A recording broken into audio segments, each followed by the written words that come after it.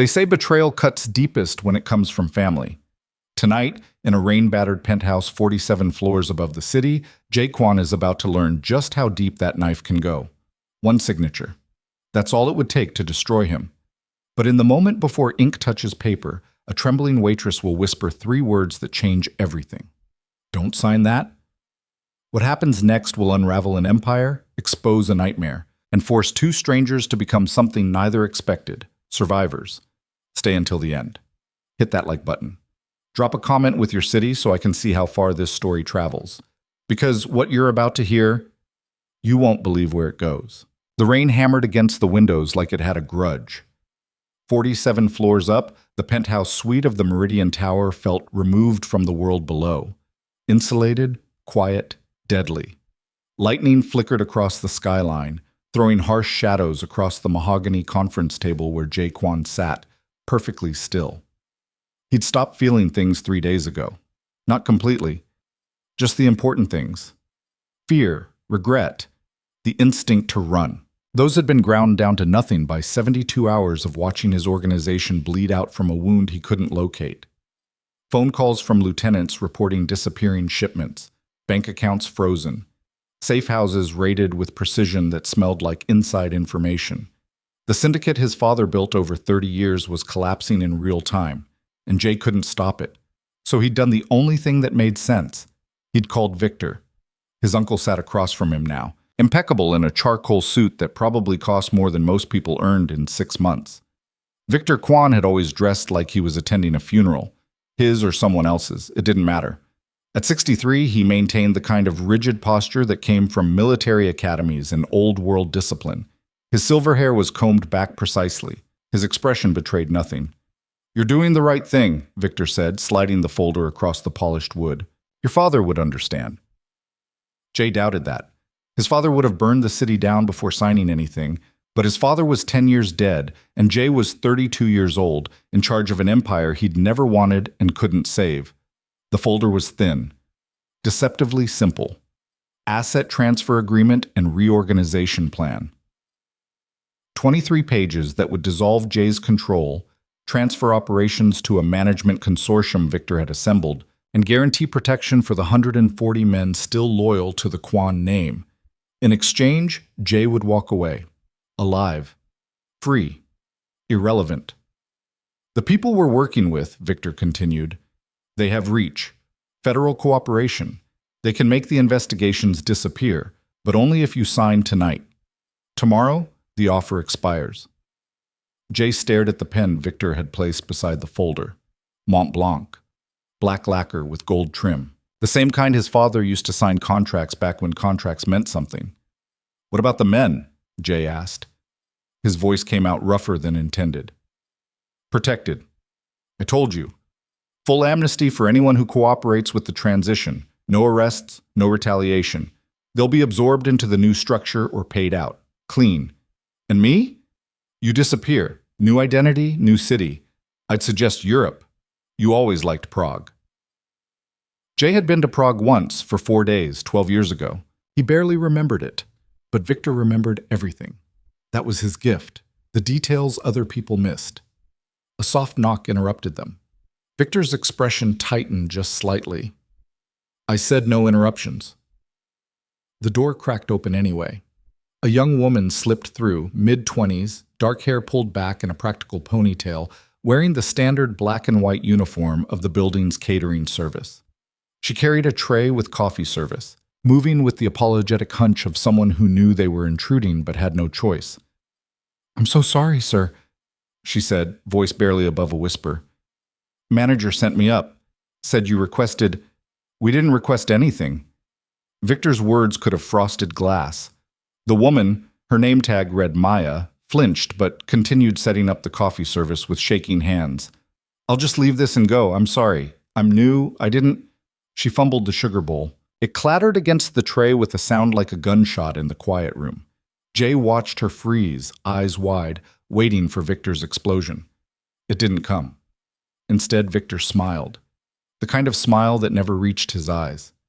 "It's fine. Leave it." Maya nodded, backing toward the door. Then she stopped. Jay saw it happen in her face. Some kind of internal decision being made in real time. Her eyes flicked to the open folder on the table, to the pen, to Jay. Back to the folder. "Don't sign that."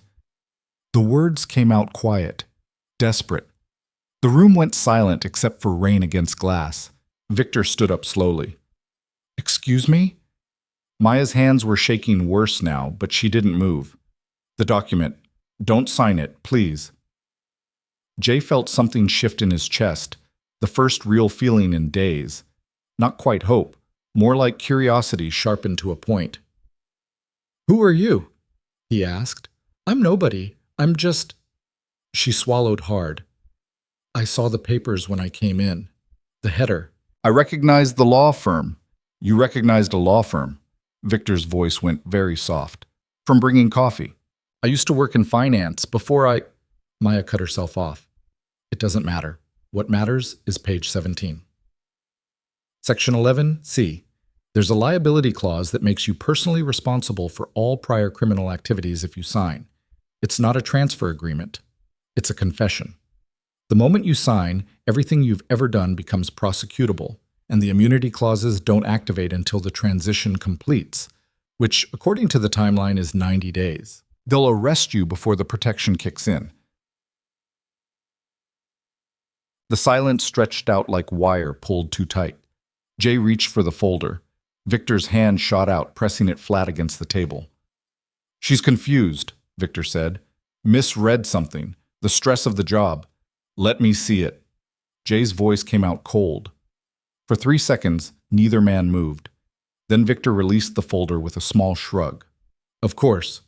Though I assure you, our attorneys vetted every word." Jay flipped to page 17.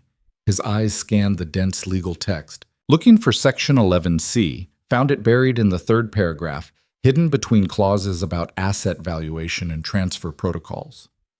Maya was right. The words were carefully constructed, layered with the kind of legal complexity designed to hide intent. But once you saw it, you couldn't unsee it. The signature line wasn't consent to transfer. It was admission of criminal enterprise. Everything after was contingent on factors Victor controlled: timeline, cooperation benchmarks, third-party verification. He'd sign himself into a federal cell, and Victor would decide if he ever walked out. Jay looked up at his uncle. "How long have you been planning this?" Victor's expression didn't change. "I don't know what you think you see." "How long?" Something flickered behind Victor's eyes. Calculation, decision. Then he smiled, genuine this time. 18 months, he said, give or take. The admission hit like cold water. Jay felt his grip on the pen tighten until his knuckles went white. "The shipments," he said. "The raids, the frozen accounts. Me." Victor settled back in his chair, completely relaxed now. "Well, not personally. I contracted most of it out. But the strategy was mine. Controlled collapse. Death by 1,000 cuts. I needed you desperate enough to sign without reading too carefully. Tonight was supposed to be perfect. Private, urgent, emotional. You'd sign, I'd leave, and by tomorrow morning you'd be in federal custody while I consolidated control. The men you promised to protect will be fine. Most of them. The useful ones." Victor shrugged. "The rest are liabilities. This business, Jay, it's changing. Your father's generation built empires on loyalty and tradition. That's dead. The future belongs to people who understand that everything is negotiable, including family." Jay's hand moved toward his waistband, where he usually kept the Glock 19 he'd carried since he was 23. Victor noticed. "It's not there. I had someone remove it while you were in the bathroom earlier, along with your phone. The security feed in this room has been looped. Right now, according to every camera in this building, we're having a pleasant conversation over coffee. No witnesses, no evidence, no interruptions." He glanced at Maya, who'd pressed herself against the wall near the door. "Except her. That's unfortunate. I'll have to make a call about that." The threat hung in the air like smoke. Jay stood up. "You're not making any calls." "No?" Victor's hand moved inside his jacket. The gunshot was shockingly loud. Not from Victor. From the doorway. A man Jay didn't recognize stepped through, Compact build, dead eyes, suppressed pistol still raised. Victor's bodyguard, probably. The round had punched through the wall 6 inches from Jay's head, showering him with plaster dust. "Sit down," the gunman said. Jay didn't move. His mind was racing, cataloging options. The distance to the gunman, maybe 12 feet. Too far. No weapon. Victor had made sure of that. The windows were reinforced glass, no escape there. The door was blocked. His eyes found Maya, still frozen against the wall. She'd saved his life. Maybe only for a few minutes, but she'd done it anyway. Some waitress who recognized a law firm and cared enough to speak up when any sane person would have walked away. "Who are you really?" he asked her. Maya's voice came out shaky but clear. "I told you, nobody. Nobody doesn't read Section 11C in a contract and understand what it means. I worked at Lehman Brothers, before the crash, junior analyst. I was good at finding things people tried to hide." She laughed, high and thin. "Got me fired when I found the wrong things. Been working service jobs for 6 years. Victor made a disgusted sound. "This is touching, but we're on a schedule, mister." "Chen," the gunman adjusted his aim. "Center mass on Jay now." "Wait," Maya's voice cut through. "You can't kill him here." Victor raised an eyebrow. "I'm sorry, did I ask for input from the help?" "The cameras?" Maya said quickly. "You said they're looped, but the building's main security runs on a separate system. Thermal imaging in the elevator shafts and stairwells. It's a corporate anti-terrorism measure after 9/11. If you kill him, they'll see the body heat signature disappear. They'll see you leaving with one less person than you came with. It'll trigger an automatic alert to building security." Silence. Victor studied her. "How do you know that?" "I read the employee handbook. I read everything." Jay watched his uncle's face, watched him calculate. The overhead lights threw harsh shadows across Victor's features, making him look older. Tired. "Chen," Victor said finally. "Check that." The gunman pulled out a phone, typed something, waited. 30 seconds crawled past. Then he nodded. "She's right. Thermal system is separate, active monitoring." Victor's jaw tightened. "So we walk him out. Make it look natural." "Cameras in the lobby," Maya added. "Facial recognition at the exits, time-stamped. If he walks out and disappears, there's a trail. Then we keep him alive until we're clear of the building." Victor stood up. "Jay, you're going to walk out of here quietly. We'll take a ride. Have a longer conversation somewhere less monitored. You cooperate. Maybe this ends differently than planned. You fight. Chen puts a round in your spine and we deal with the complications. Your choice." Jay looked at the gun, at Victor, at Maya. Not a choice at all. "Okay," he said. Victor smiled. "Smart, just like your father, right up until the end." They moved toward the door. Victor first, then Jay, then Chen, with the gun pressed against Jay's lower back where his jacket concealed it. Maya stepped aside to let them pass, her face blank, eyes down. As Jay walked by, she whispered, "Stairwell, 38th floor, fire suppression panel." He didn't react, didn't look at her, just kept walking. In the hallway, Victor adjusted his cuffs. "Chen, bring the car around to the loading dock, service entrance. We'll take the freight elevator down." "What about her?" Chen nodded back toward Maya. "Leave her. I'll make a call once we're clear. She's nobody, no connections. It'll look like an accident." They walked past the regular elevators toward the freight access. The hallway was empty. Victor had cleared the floor somehow. Jay's mind raced. The stairwell, 38th floor, fire suppression panel. What did that mean? Was Maya giving him an escape route, or was this another trap? Didn't matter. It was the only play he had. The freight elevator doors opened with a metallic groan.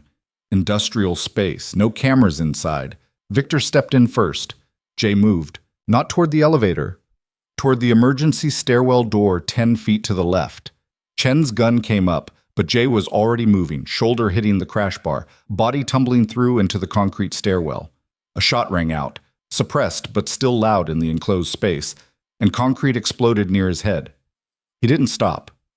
Went down, taking stairs 3 at a time, hand sliding along the railing. Behind him, the door crashed open again. Footsteps. Chen coming fast. 38th floor. 9 floors down. Jay's lungs burned. His dress shoes weren't made for this. He hit the landing at 45, spun, kept going. Another shot. Closer this time. 39. 38. He burst through the stairwell door into another hallway. Empty. Corporate office space, dark except for emergency lighting. He ran toward the fire suppression panel Maya mentioned. Had to be near the stairwell. That's code. Found it mounted on the wall in a red metal box. Locked. Of course it was locked. Behind him, the stairwell door opened.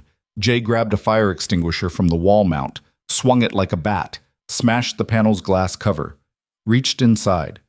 His fingers found the manual override, a T-shaped handle. He yanked it.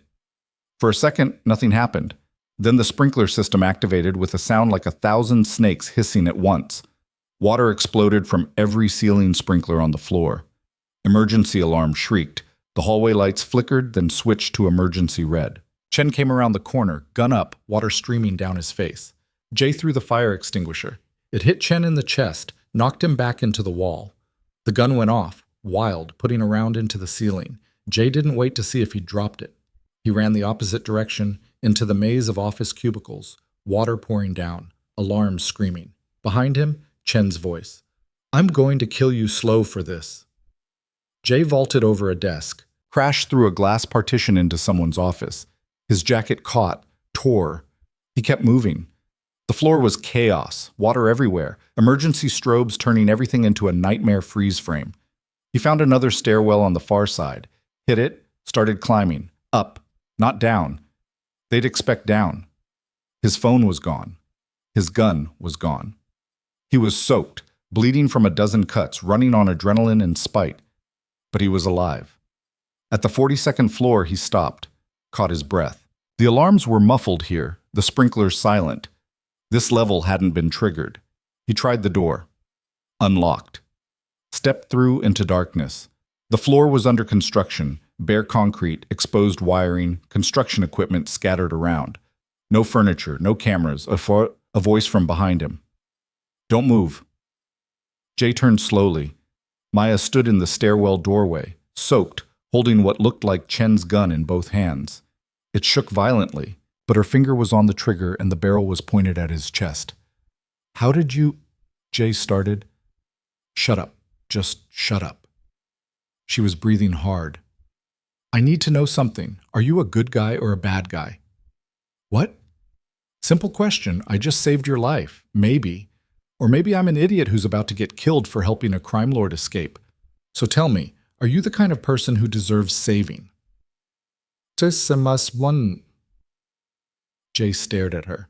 At this woman who'd interrupted a business meeting to point out a hidden clause, who'd somehow known about thermal imaging and fire suppression systems, who was now holding a gun she clearly didn't want to hold. "No," he said honestly. "I'm not a good guy, but the man trying to kill me is worse." "That's not an answer." "It's the only one I have." Maya's grip on the gun tightened. For a long moment, Jay thought she might actually shoot him. Then she lowered it slowly and slumped against the wall. "I'm an idiot," she said. "How did you get the gun?" "Chen dropped it when you threw the extinguisher. I was following you guys. I don't know why. I should have run. I should have—" She stopped. "Why did your uncle want you dead?" "Long story. We've got time. They'll be searching the lower floors first." Jay moved to the window. From here, he could see the whole city spread out below, lights glittering in the rain. 42 floors up. His empire was down there somewhere, bleeding out in a dozen different neighborhoods. The men who trusted him, the operations his father built, all of it crumbling while Victor orchestrated the collapse. "My uncle's been embezzling from the organization," Jay said. "Not just stealing, dismantling it piece by piece. He set me up to take the fall, inherit the legal liability, then signed himself up as the hero who cooperates with the feds. He gets immunity. I get life in prison, and he rebuilds everything under new management. Why not just kill you from the start? Needed me to sign first, make it legal, transfer of assets, otherwise there'd be challenges, succession fights. This way it's clean. He's not a killer, he's a businessman who tried to save his nephew from himself." Maya absorbed this. The document. That wasn't just a confession. It was a will, basically. And now? Now he'll hunt me until I'm dead, can't leave loose ends. Maya laughed. No humor in it. Great, perfect. I was having a bad year already, but this really just... She stopped, tilted her head. Footsteps. Jay heard them too. Heavy boots. Multiple people. The stairwell below. We need to move, he said. Where? We're 42 floors up in a building his people probably control. Jay looked around the construction site. Scaffolding near the windows, equipment, building supplies. An idea formed. Stupid, desperate, maybe suicidal. Can you climb? He asked. Climb what? He pointed at the window, at the scaffolding beyond. Maya followed his gaze, went pale. No, no way. Absolutely not. They're coming up the stairs. Then we'll hide, find another way. There is no other way. You said it yourself, he controls the building. The footsteps were getting louder. Voices now, Chen's voice. Floor by floor, he's bleeding. He can't have gone far. Jay walked to the window. It was safety glass, reinforced, but the frame was temporary, construction grade. He picked up a piece of rebar from the floor, jammed it into the seal, levered. The window shifted. Again. Harder. The glass shattered outward. Wind and rain blasted in. The opening was maybe 4 feet wide. Beyond it, the scaffolding clung to the building's exterior, extending down into the left where they were working on the facade. You're insane, Maya said. Probably. Jay climbed through, glass crunching under his shoes. The scaffolding was wet, slippery, swaying in the wind. 42 floors of nothing below. He looked back at Maya. Stay here. You die. Chen won't leave witnesses. Behind her, the stairwell door crashed open. Maya's eyes went wide. She looked at the door, at Jay, at the drop. I hate heights, she said, and climbed through the window. The scaffolding groaned under their weight. Maya's fingers dug into the wet metal so hard her knuckles went bone white. The wind hit them like a physical thing, trying to peel them off the side of the building. Don't look down, Jay said, already moving lateral along the platform. Maya looked down. Bad idea. The street was a river of lights and movement, tiny cars crawling through rain-soaked intersections. Her stomach lurched. She pressed herself flat against the building's concrete facade, breathing in short gasps that tasted like rain and fear. Maya, look at me. She couldn't. Her eyes were locked on the drop, on the 42 floors of empty air between her and the pavement. Jay's hand closed on her wrist.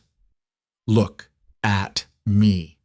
She dragged her gaze up, found his face 6 inches from hers, rain streaming down, completely calm like they weren't clinging to the outside of a skyscraper in a storm. 3 steps to the left, he said. That's all. Then we're on the service platform. It's wider, safer. 3 steps. I can't. You already did the hard part. You're out here. 3 steps is nothing. Inside the building, she heard shouting. Chen's voice, closer now. The beam of a flashlight swept across the broken window. Now, Maya.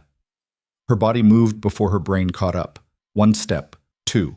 Her foot slipped on wet metal, and for a heart-stopping second she was falling, but Jay's grip on her wrist held firm, yanking her against the building.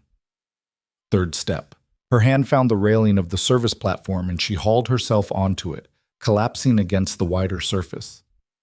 Jay followed, smooth and quick. Behind them, Chen's face appeared in the broken window. His gun came up. Jay pulled Maya flat as the first shot sparked off metal 2 feet above their heads. They crawled along the platform, using the building's facade for cover, putting distance between them and the window. Another shot. Then silence. Chen wasn't following them out. Smart man. There's a hatch, Jay said, pointing down the platform. Access point for window washers. Should connect to the internal service corridors. Should? I've seen the building schematics, never actually used it. Great. Wonderful. They crawled toward the hatch, a metal square set into the platform maybe 20 feet away. The scaffolding swayed with every gust of wind. Maya's hands were numb. Her server uniform clung to her like a second skin, completely soaked through. The hatch was locked. Of course it was. Jay examined it, fingers tracing the mechanism. It's a standard industrial padlock. Needs bolt cutters or... He stopped, looked at Maya. You still have the gun? She'd forgotten about it. The weight dragged at her pocket. She pulled it out, hands shaking so badly she almost dropped it over the edge. Shoot the lock, Jay said. Are you serious? You have a better idea? Maya had exactly 0 better ideas.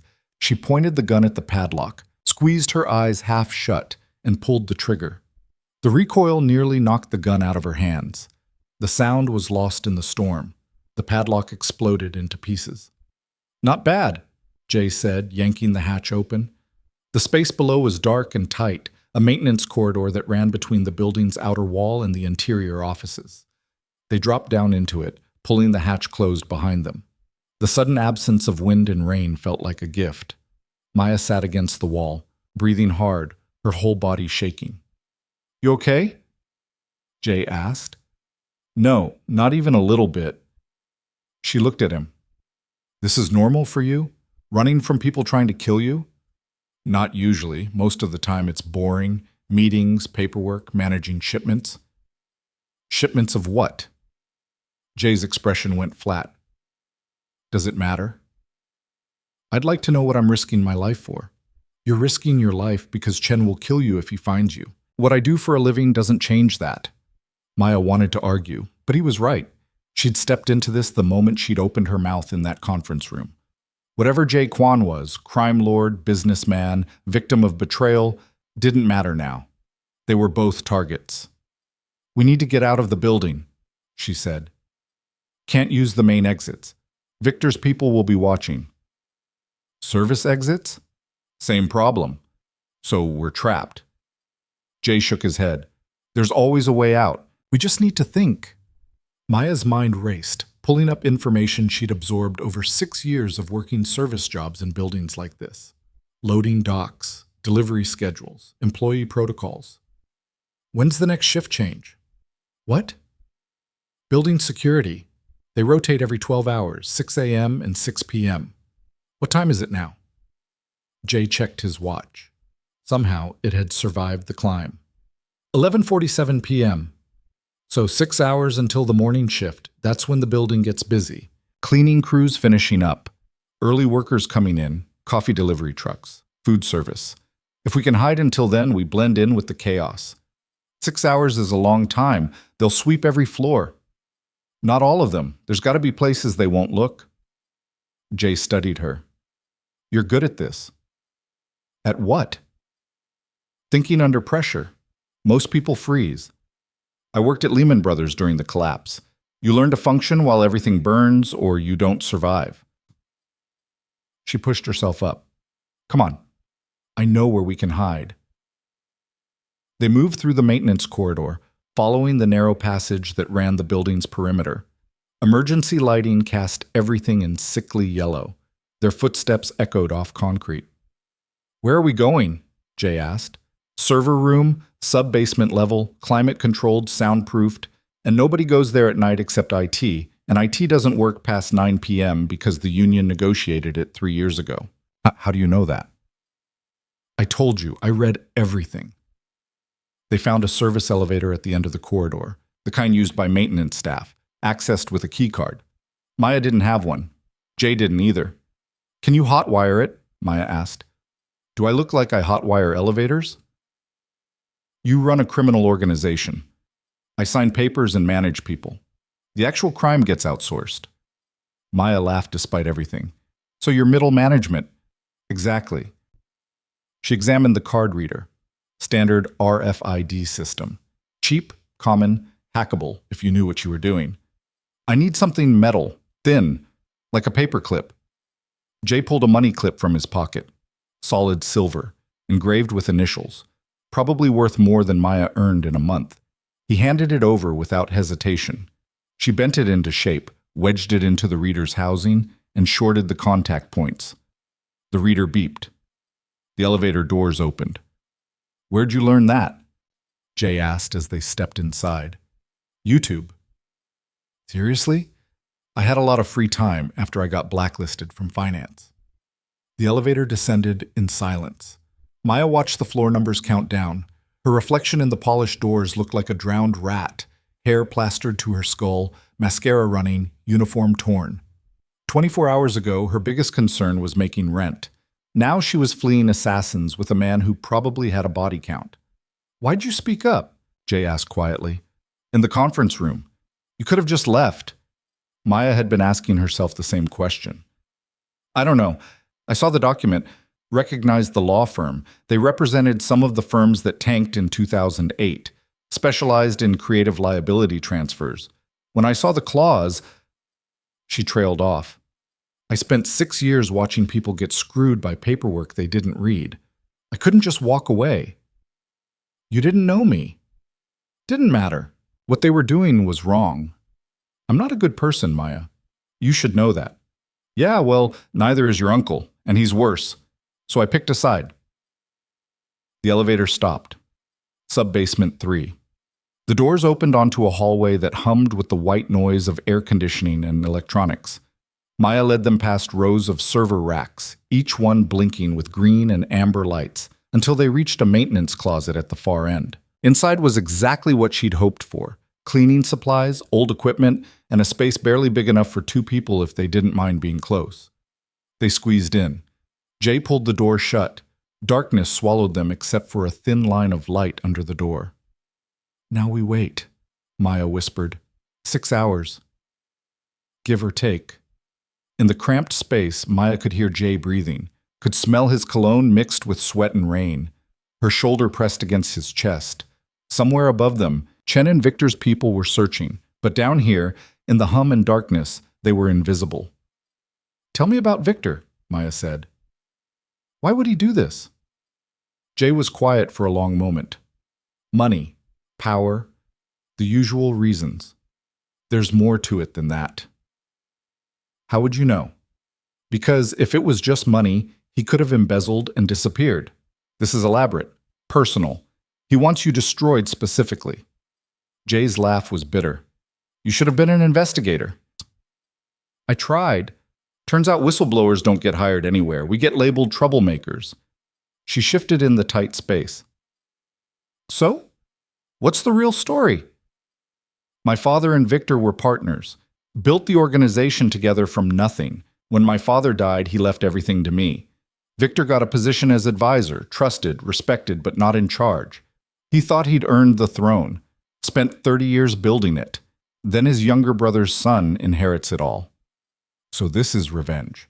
Oh, this is him taking what he thinks he's owed. The betrayal is just business." Maya processed that. "The men who work for you, the ones Victor promised to protect. Will he actually keep them safe? The useful ones, yeah. The rest..." Jay trailed off. "The rest are loose ends." "How many people are we talking about?" 140 still on payroll. Maybe 70 Victor considers worth keeping. "And the other 70? Jay didn't answer. Didn't need to. Maya felt something cold settle in her stomach. She'd saved one life tonight, Jay's. But there were dozens more in the blast radius of Victor's plan. People who'd trusted the Quan family, who'd find out too late that the empire was burning and they were locked inside. "We have to stop him," she said. "We're 2 people hiding in a closet." "So we get help, the police, FBI, someone. With what evidence?" "The document's still in the penthouse. Victor has it by now, probably destroyed it. And even if we had it, who's going to believe us?" "I'm a criminal. You're a waitress. Victor's got federal connections. He's positioned himself as the cooperating witness. We go to the authorities, we end up dead or in prison. Then what's the plan? Hide forever?" "I'm working on it." They lapsed into silence. Maya's legs were cramping, her wet clothes chafed. She wanted to scream or cry or both, but instead she focused on breathing, on staying quiet, on surviving the next minute and then the next. An hour crawled by, then another. "Maya," Jay said finally, "the law firm, the one you recognized. What else do you know about them?" "Carver and Stone, corporate law, specialized in restructuring. They handled a lot of the bad deals in 2008, helped firms hide debt, transfer liability, creative accounting that looked legal until it wasn't." "They still operating?" "Yeah. Offices downtown." Why? Because if Victor hired them, there's paperwork, multiple copies. He's too careful to rely on one document. There'll be backups, records, communications. If we can access their files, breaking into a law firm? Maya cut him off. That's insane. You have a better idea? She didn't. She hated that she didn't. Even if we could get in, she said, what are we looking for? Proof that Victor set you up? That doesn't save the 70 people he's planning to eliminate. No, but it gives us leverage. Victor's entire plan requires federal cooperation. If we expose him as the one orchestrating the collapse, his immunity deal evaporates. He becomes the target instead of the hero. And then what? He still has money, connections, people willing to kill for him? Then we make sure he loses all of it. The certainty in Jay's voice was almost convincing. Almost. How? Maya asked. You said you were good at finding things people tried to hide. How good? At Lehman, I tracked down $200 million in off-book derivatives that 3 separate audits missed. Got me called into a meeting where they explained very carefully why finding things like that was bad for my career. Could you do it again? Track money? Depends on the money. Victor's been embezzling for 18 months. Millions, probably more. He's hiding it somewhere. Offshore accounts, shell companies, real estate. If we find it, we find proof. And if we freeze the accounts, he loses his war chest, Maya finished. Her mind was already spinning, pulling up frameworks from her old life. We'd need access to the organization's financial records, bank routing numbers, corporate filings. I have some of that, not everything. Victor locked me out of most systems 3 months ago. What do you have? Partial access to the primary accounts, transaction histories from before the lockout, names of the shell cores we were using for legitimate business. That's a start. Maya felt something she hadn't felt in 6 years, the thrill of a puzzle clicking together. If I can cross-reference the transactions, look for patterns, unusual transfers, amounts that don't match declared operations, you can find where he's hiding it. Maybe. It's going to take time, and we'd need computers, secure internet, software. I know a place, Jay said. Safe house. Not on any official records. Victor doesn't know about it. How can you be sure? Because I didn't tell anyone, not even the people I trust. Why? Jay was quiet for a moment. Because I learned a long time ago that the people you trust are the ones who can hurt you worst. The words hung in the small space between them. Maya thought about her own betrayals. The managers at Lehman who'd smiled while they destroyed her career. The colleagues who'd stopped returning calls. The slow realization that doing the right thing meant being alone. Yeah, she said softly. I know what you mean. More time passed. Maya dozed, woke, dozed again. In the darkness, she lost track of minutes and hours. Her back ached. Her mouth tasted like copper and fear. At some point, Jay's breathing changed. She thought he'd fallen asleep, but then he spoke. Why finance? What? You said you worked at Lehman. Why'd you choose that? Maya shifted, trying to ease the cramp in her calf. My mom worked 3 jobs to get me through college. I was good at math. Wall Street paid stupid money. Seemed like the fastest way to pay her back. Did you? She died my 2nd year at Lehman. Cancer.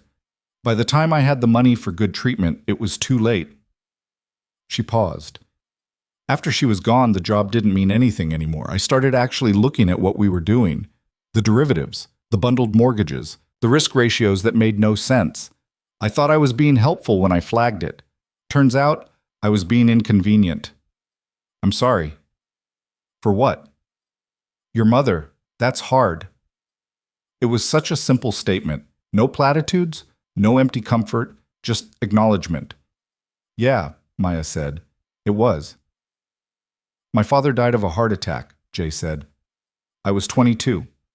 One day he was here running everything. The next day I'm in charge of an organization I barely understood. I spent the first year terrified someone would notice I had no idea what I was doing. Did they notice? Some of them, the smart ones. They helped anyway, taught me, believed I could grow into it. He laughed quietly. Victor was one of them. For 10 years he was the person I trusted most. And the whole time, he was waiting for me to give him a reason to take it all back. He gave himself the reason, not you. I made mistakes, got comfortable, stopped paying attention to the details. That doesn't justify what he did. No, but it explains it. Maya wanted to argue, but exhaustion was pulling at her. Her eyes kept drifting closed. In the darkness, Jay's presence was weirdly comforting, solid, real, alive. Two people who should have been dead breathing in a closet while killers hunted them. She must have actually fallen asleep because when she jerked awake, Jay's hand was over her mouth and his other hand was raised in warning. Quiet. She heard it then. Footsteps in the hallway outside. Heavy boots. Multiple people. A voice. Check the server rooms again. They could be hiding in the equipment racks. Chen. The footsteps moved past their closet. Stopped. Came back. Maya's heart hammered so loud she was sure they could hear it. Jay's hand stayed over her mouth. She could feel his pulse in his wrist, racing as fast as hers. The door handle rattled. Chen's voice, closer now. This one's locked. All the maintenance closets are locked, another voice replied. They're not going to be hiding in cleaning supplies. Check it anyway. Metal scraped against metal. They were picking the lock. Jay's hand moved from Maya's mouth to the gun in her pocket. He pulled it out slowly, chambered around with the softest click. The lock turned. Light flooded the closet. Chen stood in the doorway, gun raised, his face splitting into a grin when he saw them. Found you. Jay fired first. The shot took Chen in the shoulder, spinning him back into the hallway. The second man went for his weapon, but Jay was already moving, slamming into him, driving him against the wall. The gun clattered across the floor. Maya scrambled out of the closet, her legs screaming from hours of cramping. Chen was on the ground, clutching his shoulder, blood spreading through his shirt. The second man was unconscious, slumped against the wall where Jay had put him down with 3 quick strikes that looked almost practiced. We need to move, Joe, Jay said, already heading for the elevator. Now! They ran.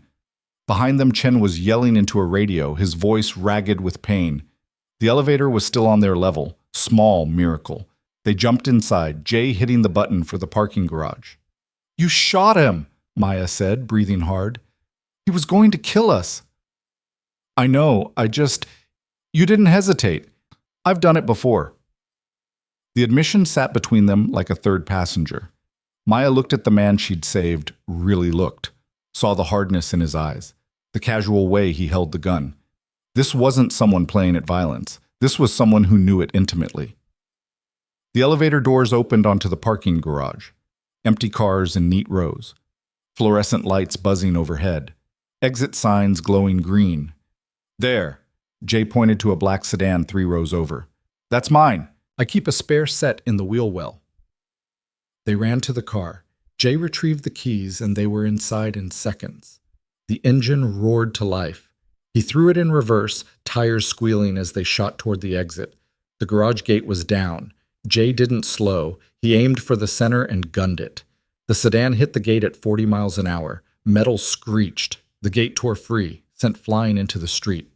They burst out onto rain-slicked pavement, Jay yanking the wheel hard to avoid an oncoming taxi. Where's the safe house? Maya asked, gripping the door handle. North side, 40 minutes in this traffic. She glanced at the rearview mirror. 2 sets of headlights had appeared behind them, coming fast. We've got company. Jay saw them. His jaw tightened. He took the next corner hard, the car fishtailing before he corrected it. The speedometer climbed. 50. 60. 70. The city blurred past. Red lights were suggestions. Stop signs were decorations. Jay drove like someone who'd done this before too. Quick, precise, reading the traffic patterns like a language. Behind them, the pursuit cars matched every move. They're not going to stop, Maya said. I know. So what do? We make them stop. He took them down a side street, narrow, lined with parked cars on both sides. At the end was a construction site, scaffolding, barriers, heavy equipment. Jay, what are you? He accelerated. The car shot forward. At the last second, he yanked the wheel, sending them into a controlled spin that ended with them facing back the way they'd come, perpendicular to the street, blocking the entire width. Out, he said. Now. They bailed out just as the first pursuit car came around the corner. Its driver saw the blockade too late, stood on the brakes. The car slid sideways, smashed into a parked truck, airbags deploying with explosive force. The second car swerved to avoid the wreck. Jumped the curb, hit a fire hydrant, water erupted 20 feet into the air. Jay grabbed Maya's hand. Come on. Wario, machine. They ran through the construction site, climbing over barriers, ducking under scaffolding. Came out on the next street over where a late-night bus was pulling up to a stop. They jumped on. Paid with cash Jay produced from somewhere. Collapsed into seats at the back, both gasping for air. The bus pulled away. Through the rear window, Maya could see chaos behind them. The wrecked cars, the geyser of water, people emerging from buildings to see what happened. Is it always like this for you? She asked. No, usually it's worse. She started laughing. Couldn't help it. The kind of laughter that came from surviving something you shouldn't have. Jay looked at her like she'd lost her mind, then started laughing too. Quiet at first, then harder, until they were both shaking with it. The other passengers stared. They didn't care. They rode the bus for 6 stops, then got off in a neighborhood Maya didn't recognize. Industrial area, warehouses and auto shops. The rain had finally stopped, leaving everything slick and gleaming. Jay led her down an alley to a steel door, unlocked it with a key from a magnetic box hidden under a drain pipe. Inside was a staircase leading up to what looked like a converted loft. The safe house was sparse, furniture that came from necessity, not style. Industrial windows that looked out over the street, thick walls that probably kept sound from traveling. But it was warm and dry, and nobody was shooting at them. Maya peeled off her soaked jacket, shivering. How long have you had this place? 3 years. Bought it under a fake name through a shell company Victor didn't know about. Thought I might need it someday. Smart. Paranoid. Same thing sometimes. Jay moved to a closet, pulled out dry clothes, sweatpants and a hoodie that would be too big on Maya, but better than her ruined uniform. He tossed them to her, then grabbed clothes for himself. Bathroom's there, he pointed. Hot water works. Maya took the fastest shower of her life, scrubbing off the grime and fear, watching the water run gray down the drain. When she came out, Jay had set up a laptop on the small kitchen table. 2 monitors, Ethernet cables running to somewhere in the walls. Secure connection, and he explained. Routed through about 6 proxies. Not perfect, but good enough for what we need. He'd also made coffee. Real coffee. Not the instant crap Maya had been surviving on for months. She took a cup gratefully, letting the warmth seep into her frozen hands. Okay, she said, sitting down at the laptop. Show me what you have. For the next 4 hours, they worked. Jay pulled up files he'd saved before Victor locked him out. Transaction records, account numbers, corporate structures. Maya started building a map, following the money backwards through shell companies and wire transfers. It was like archaeology. Dig through the official records, find the anomalies. A payment that's 10% too high. A transfer to an account that exists for 3 days, then vanishes. Shell companies and jurisdictions with convenient privacy laws. Here, she said, pointing at the screen.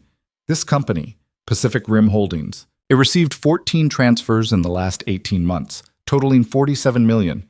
But there's no corresponding outflow. Money going in, nothing coming out, Jay said. What's the company do? Maya dug deeper. According to the filing, real estate acquisition, but I can't find any property records. No deeds, no mortgages, no leases. It's a front. Yeah. And look at the incorporation date, 3 months before Victor started his play. She pulled up more records. Same pattern here and here. He created at least 8 shell companies in the last 2 years, all of them receiving steady transfers from your organization's accounts. How much total? Maya did the math. Ballpark, $120 million. Jay went very still. That's more than I thought.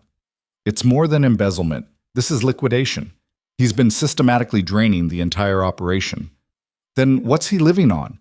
The organization still has expenses, payroll, bribes, operations. Where's that money coming from?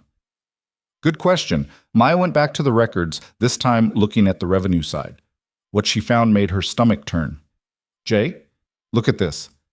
She pulled up a series of transactions from the last 6 months, large deposits, regular intervals, coming from a single source. That's one of our freight companies, Jay said. Legitimate business. We import electronics from Asia. You're importing something, Maya said. But I don't think it's electronics. She showed him the numbers. The deposits were too large, too consistent, and they didn't match any import records she could find. More importantly, they'd started right around the time the organization's other revenue streams began drying up. He replaced your income, she said. Whatever this is, it's been funding operations while he siphoned everything else into his accounts. What kind of freight generates this much money? Maya didn't want to answer. Didn't want to think about what could be valuable enough, dark enough, to pour this kind of cash into Victor's operation. But the numbers didn't lie. We need to find out what's on those ships, she said quietly. Jay stared at the screen for a long time. Maya watched his face change, watched something behind his eyes go cold and dark. The freight company, he said finally, Seaborne Logistics. It's registered under the organization, but Victor's been managing it directly for the last year. Told me it was boring, infrastructure stuff. Said I didn't need to waste time on it. And you believed him. I had no reason not to. It was pulling in steady revenue, no complaints, no problems. He stood up, paced to the window. I should have looked closer. He counted on you not looking. I was lazy, complacent, exactly what he needed. Maya pulled up more records. According to the manifests, Seaborne runs 3 cargo ships. They make regular trips between here and Southeast Asia. Officially, they're importing electronics, textiles, manufacturing equipment. Officially. Yeah.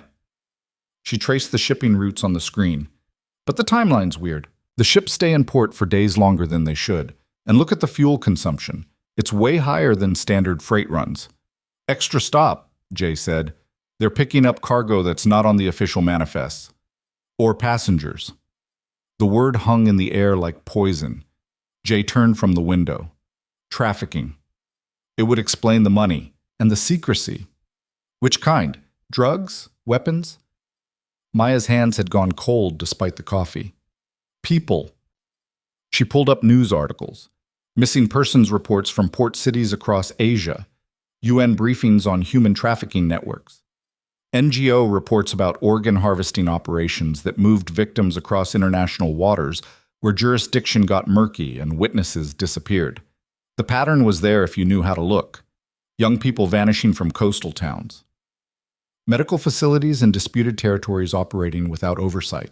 Black market organ prices that could fund an operation like Victor's indefinitely. He's harvesting them, Maya said quietly. Bringing them in on the ships, using them for organs, then disposing of the evidence at sea. Jay's face had gone completely blank. The kind of blank that came from seeing something so horrible your brain refused to process it. How many? He asked. Maya did the math based on the revenue streams. If each shipment is worth what I think it is, dozens per trip. 3 ships making runs every 6 weeks. Call it 150 people a year. For 18 months. Yeah. The number sat between them. 225 people, maybe more. Kidnapped, butchered, thrown into the ocean, all to fund Victor's quiet coup while he positioned himself as the respectable businessman saving his nephew's failing empire. Jay walked to the kitchen, opened a cabinet, pulled out a bottle of whiskey, poured 2 glasses, handed one to Maya. I'm sorry, he said. For what? For pulling you into this. You didn't pull me in, I jumped. Still. He downed his whiskey in one swallow. You should have walked away. Probably, but I didn't. Maya sipped hers, felt the burn. So now what? Now we stop it. How? We've got financial records and shipping manifests. That's not proof, that's circumstantial. Then we get proof. How? Jay looked at her. We go to the ships. Maya's first instinct was to laugh. Then she realized he was serious. You want to break into a cargo ship. One of them's in port right now, the Meridian Star, docked at Terminal 7. Next departure is in 3 days. And you know this how? I still get the company newsletters. He pulled up his phone, showed her an email. They send updates to all shareholders. Victor probably forgot I'm still on the list. Or he wants you to see it. Maybe. But it's an opportunity. It's suicide. That facility will be crawling with security. Victor's people, maybe worse. Which is why we go at night, during shift change, when things are chaotic. This is insane. You have a better idea? Maya wanted to say yes, wanted to pull up some brilliant alternative that didn't involve them sneaking onto a ship that might be full of victims or killers or both. But her mind was blank. Even if we get on board, she said, what are we looking for? Bodies? Victims? Operating rooms? Evidence, photos, anything we can take to the authorities. The authorities Victor's been cooperating with. Not all of them. There's got to be someone clean, someone who'll listen. Maya wasn't convinced, but she was out of arguments. Or maybe she was just too tired to keep fighting the inevitable. They'd come this far. Stopping now meant Victor won. Meant 225 people died for nothing. Okay, she said, but we need help. 2 people can't search an entire cargo ship. I know someone. Maybe. Jay pulled out a burner phone from a drawer, dialed a number. It rang 6 times before someone picked up. Yeah? Male voice, gruff. Marcus, it's Jay. Silence on the other end. Then, you're supposed to be dead. Victor's been telling people that? Victor's been telling people you betrayed the organization, stole money, set up the feds. He's cleaning house. Half the crew is gone already. The half he doesn't trust. Yeah, listen, I don't know what's going on, but I can't be seen talking to you. He's got people watching everyone. I need your help anyway. Jay, it's not about me. It's about what Victor's been doing with Seaborne Logistics. Another pause. Longer this time. What about it? How much do you know about the operation? I know it's off limits, Victor's private project. He doesn't want anyone asking questions. Did you ever wonder why? I learned a long time ago not to wonder about things that aren't my business. Jay's voice went hard. He's trafficking people, Marcus. Bringing them in on the ships, using them for organ harvesting, has been for over a year. The silence stretched so long, Maya thought the line had gone dead. You can prove that? Marcus asked finally. I can show you the money trail, the shipping records, but I need physical evidence. I need to see what's on the Meridian Star. That's Terminal 7, locked down tight. I know. Victor's got his own security there, not our guys, private contractors. I know that too. So you're calling to ask me what exactly? Access, schedules, anything you can give me that won't blow back on you. Marcus laughed, but there was no humor in it. If I help you and this goes wrong, I'm a dead man. If you don't help me, you're working for someone who's been murdering innocent people to fund a power grab. Where's the line for you? That's not fair. Nothing about this is fair. More silence. Maya could hear Marcus breathing on the other end, weighing options that all probably looked terrible. Shift change is at 2 a.m., he said finally. That's when the day crew clocks out and night crew comes in. There's about 20 minutes of overlap where nobody's paying attention to anything except getting home or getting started. Gate code changes weekly. This week, it's 47729. Jay was writing this down. What about the ship itself? I don't know the interior. Never been on board. But the gangway access code should be the same as the gate. Victor keeps it simple. Security patrols? 2 guys on the dock, 4 on the ship. They rotate every 4 hours. Armed? Assume yes. Cameras?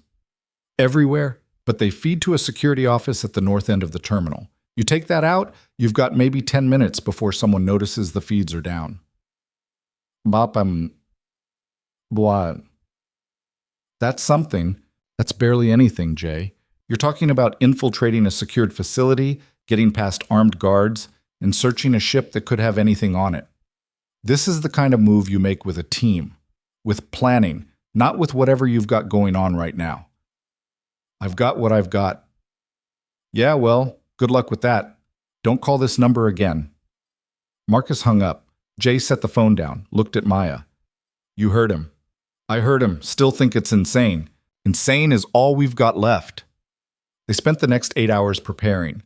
Jay had supplies in the safe house, equipment left over from operations he didn't talk about. Dark clothes, bolt cutters, a tactical flashlight, two-way radios, a first aid kit that looked like it had been used before, and guns. He set them on the table. 2 handguns, a shotgun, ammunition. Maya stared at them. I don't know how to use these. Then you learn. Quick version. He picked up one of the handguns. This is a Glock 17, point and shoot, safeties here. Magazine release here. You've got 17 rounds. Make them count. I can't. You shot Chen. That was different. I wasn't thinking. Good. Don't think. Just react. He handed her the gun. Feel the weight. Get comfortable with it. Maya took it, her hands shaking. The metal was heavier than she expected, cold, real in a way that made her stomach turn. I don't want to kill anyone, she said. Then don't. But if it's you or them, you choose you, every time. Understand? She didn't answer, couldn't. The gun felt like a bomb in her hands. Jay's phone buzzed. A text from a number Maya didn't recognize. He read it, his expression darkening. What? She asked. Marcus sent a follow-up. Says 3 of our guys disappeared last night. Nobody knows where they went. Victor? Has to be. He's moving faster than I thought, eliminating anyone who might question him.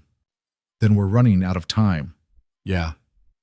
They left the safe house at midnight, took a taxi to within 6 blocks of Terminal 7, then walked the rest of the way.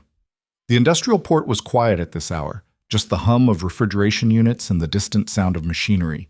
Security lights cast everything in harsh white. The terminal fence was 12 feet of chain link topped with barbed wire. Jay cut through it in 3 quick snips with the bolt cutters. They slipped through, staying low, moving between shipping containers stacked like building blocks. There's the security office, Jay whispered, pointing to a small building near the main dock. Through the windows, Maya could see 2 guards inside. One was watching monitors. The other was on his phone. How do we take them out? She asked. We don't. We create a distraction. What kind of distraction? Jay picked up a piece of metal debris, hefted it. The loud kind. He threw it at a shipping container 40 yards away. The clang echoed across the terminal like a church bell. The guards jumped up, grabbed flashlights, headed outside to investigate. Move, Jay said. They ran in the opposite direction, toward the dock where the Meridian Star sat like a metal island in the dark water. The ship was massive, 300 feet of rusted hull and cargo containers stacked 6 high. The gangway stretched from the dock to the main deck, lit by a single overhead lamp. Jay punched in the access code, 47729. A green light blinked. The gate unlocked. They climbed the gangway, footsteps ringing on metal. At the top, they ducked behind a container, listening. Voices somewhere forward, the smell of diesel and salt water. We need to find the hold, Jay whispered. That's where they'd keep anything they don't want seen. They moved through the ship, following signs in 3 languages.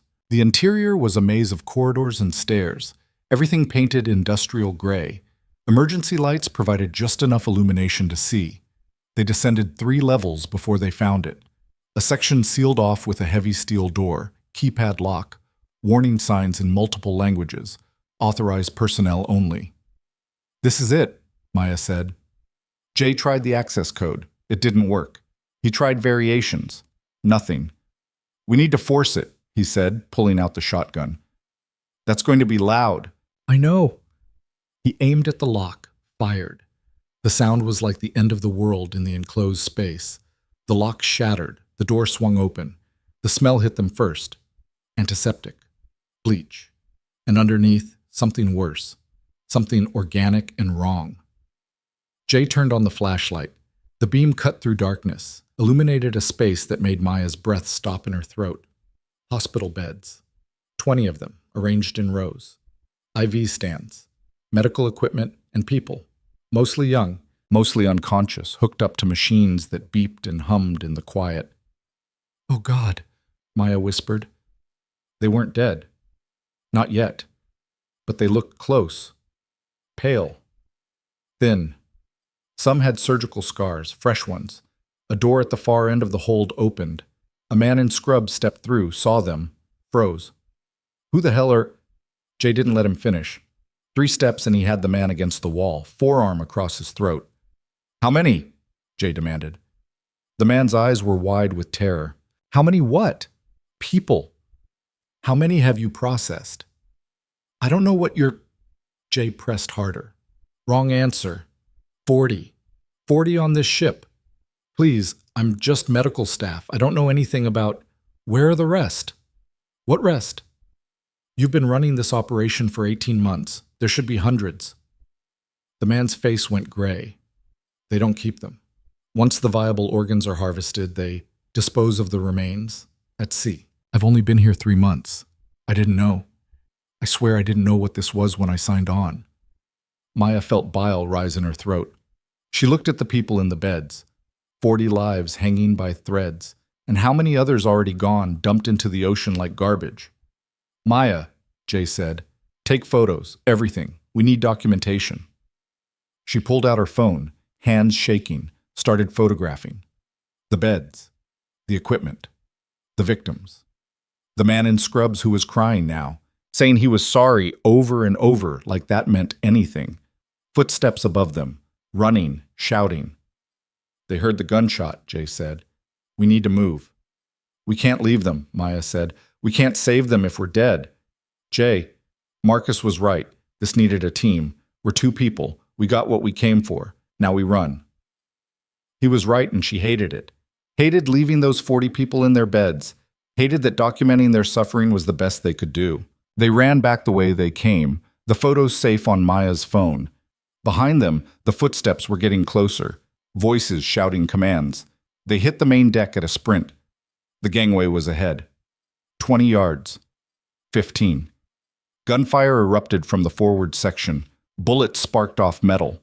Jay returned fire with the shotgun, not aiming, just creating noise and chaos. "Go!" he shouted. Maya ran, hit the gangway. Her foot caught on the edge and she went down hard, phone skittering across metal. She scrambled for it, grabbed it, kept moving. More gunfire. Something hit the railing next to her head. She didn't stop. They hit the dock running. Jay was beside her, breathing hard. Behind them, the guards were still shooting, but the distance was growing. They made it to the hole in the fence, through it, into the maze of shipping containers beyond. Kept running until their lungs burned and their legs gave out. Finally, they collapsed behind a stack of containers, gasping for air. "Did you get them?" Jay asked. "The photos?" Maya checked her phone. Screen cracked but functional. The photos were there. 40 faces, medical equipment, evidence. "Yeah," she said. I got them." "Then we won." "Did we?" "Those people are still there, still dying." "Not for long. We're sending these to every news outlet, every federal agency, every human rights organization. By tomorrow morning, Victor's operation is front-page news." "And if they kill the witnesses before then?" Jay's face went hard. "They won't have time." They made it back to the safe house as dawn was breaking. Maya's hands were still shaking. The photos on her phone felt like they weighed 1,000 pounds. Jay was already at the laptop, composing emails. Subject line: Evidence of Human Trafficking and Organ Harvesting Network. He attached the photos, the financial records, the shipping manifests, every piece of documentation they had. "This goes to the FBI," he said. "The Coast Guard, ICE, State Department, The Times, The Post, CNN, BBC. I'm sending it everywhere at once. Victor will know it came from us." "Good. I want him to know. He'll come for us." "Let him." Maya watched him work, watched him burn his uncle's empire to the ground with a series of mouse clicks. There was no hesitation, no doubt, just cold fury and the kind of certainty that came from seeing something unforgivable. "Done," he said finally. "It's out there. Can't take it back now." His phone rang 30 seconds later. Unknown number. He answered on speaker. Victor's voice came through, smooth as ever. "That was a mistake, nephew." "Was it?" "You've just declared war on something bigger than you understand. This operation has protection at the highest levels, federal cooperation, international agreements. Do you really think a few photos will change anything? I think you're scared, otherwise you wouldn't be calling. I'm calling as a courtesy to let you know what happens next. First, I activate my contingency plan. The victims on that ship will be disposed of within the hour. No evidence, no witnesses. Second, I release information that you've been the one running Seaborn all along, that I discovered it and tried to stop you, that you killed those people and I have documentation proving it. Nobody will believe you. They will when they see the forged contracts, the falsified records, the witness statements from people who will say whatever I tell them to say. By the time the dust settles, I'm the hero and you're the monster. The media loves a good betrayal story. Jay's hand tightened on the phone. You're not getting away with this. I already have. The question is whether you die fighting or disappear quietly. I'm offering you the quiet option. One last time. Walk away. New identity. Money to live on. In exchange, you stay silent and I don't hunt you down. And Maya? Who? The woman with me. She's part of the deal. Victor laughed. The waitress? That was her name? I'd honestly forgotten. Yes, fine. She can disappear too. Frankly, I'm surprised she's still alive. Maya felt something cold and sharp settle in her chest. Forgotten. Like she was nobody. Like her life was so meaningless it didn't even register. Deal, Jay said. Maya stared at him. What? Where and when? Jay asked Victor. Tonight, Pier 19. Midnight, just you. No phones. No weapons, no tricks. Agreed. Jay hung up. Maya grabbed his arm. What are you doing? Buying time. By walking into a trap? By making him think he's won. Jay turned to face her. Victor's going to tie up loose ends. That means moving the victims off the Meridian Star, which means transportation, which means he has to expose them. We got photos, but what we need is a rescue. We need authorities on site when he makes his move. How do we make that happen? We send a tip. Anonymous. Coast Guard gets a call about suspicious activity at Terminal 7. They show up for a routine inspection right when Victor's trying to evacuate 40 people. He'll abort. He can't, not without abandoning the evidence, and evidence is the one thing he can't afford to leave behind. Maya started to see it. So he has to choose, get caught with the victims or kill them all and get caught with bodies. Either way, he loses. And you? I'll be at Pier 19. Keeping him distracted while this plays out. That's suicide. Maybe, but it's the only move that saves those people. Maya wanted to argue, wanted to find some other plan that didn't involve Jay walking into certain death, but the clock was ticking and she couldn't think of anything better. I'm going with you, she said. No, not your choice. Maya, you saved my life tonight, multiple times. I'm not letting you throw yours away while I hide. Jay looked at her, really looked, and maybe he saw the same thing she felt, that they'd crossed some line together, that walking away wasn't possible anymore. Okay, he said finally, but you follow my lead, and if things go bad, you run. Promise me. I promise. It was a lie, and they both knew it. They had 16 hours. Jay made the anonymous call to the Coast Guard at 8 a.m. from a payphone 3 blocks from the safe house. His voice was muffled, panicked, the kind of thing that would get logged as credible but not urgent. There's something wrong at Terminal 7. People being moved. They look sick. Please, someone needs to check. He hung up before they could ask questions. Back at the loft, Maya was running searches on Victor's known properties. If he was moving the victims off the Meridian Star, he needed somewhere to stash them. Somewhere isolated. Somewhere he controlled. Here, she said, pulling up a property record. Warehouse in the industrial district. Purchased 8 months ago through one of his shell companies. Listed as storage facility, but there's no business license. No activity. That's it, Jay said. That's where he'll take them. Coast Guard won't know about it. No, but we will. The plan was taking shape now. Ugly and desperate, but maybe just functional enough to work. Coast Guard would investigate the ship, find it empty or close to it. Victor would move the victims to the warehouse while he scrambled to cover his tracks. And Jay would be at Pier 19 keeping Victor's attention locked on him while Maya did the thing that terrified her most. She'd be the one to call it in. The second tip, the one that sent authorities to the warehouse with enough firepower to end this. I can't do this, she said. Jay looked up from the laptop. Yes, you can. I'm nobody. I'm a waitress who reads too much. I'm not built for this. You climbed down a building in a storm, broke into a cargo ship, documented evidence while people were shooting at us. You're exactly built for this. That was adrenaline. This is different. This is deliberate. Adrenaline, deliberate. It's all the same when bullets start flying. He crossed to her, put his hands on her shoulders. Listen to me. In 12 hours, Victor's going to try to kill me. Probably succeed. If he does, you're the only person who knows where those victims are. You're the only one who can save them. So you're going to do it. Because you're not the kind of person who walks away. She wanted to argue, wanted to tell him she absolutely was the kind of person who walked away. She'd done it before, done it at Lehman when fighting meant losing everything. But that was different. That was her career, her reputation, her future. This was 40 lives bleeding out in a warehouse while a monster covered his tracks. Okay, she said, but you don't get to die. I'll do my best. Promise me. He didn't, couldn't. They both knew the math. They spent the day preparing. Jay walked her through the plan 6 different ways: timing, positioning, contingencies.